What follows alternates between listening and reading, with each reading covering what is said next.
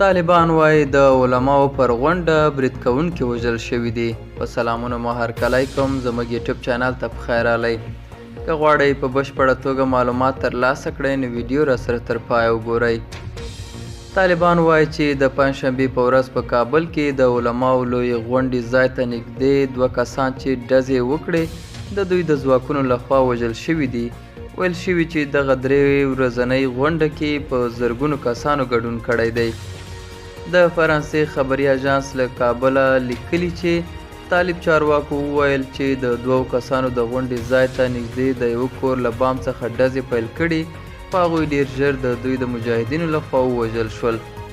که څه هم چې طالبانو په رسمي توګه د دې غونډې اجنډا چې مشري حبیب الله حقاني کوي نه ده په ډاګه کړې، خو داسې ویل کېږي چې په دې غونډه کې به د طالبانو لپاره د ملاتړ جلبولو، ملي یووالي ساتلو، د ښځو او ماشومانو د حقونو او یو شمېر نورو موضوعاتو او د خلکو په ستونزو بحثونه وشي.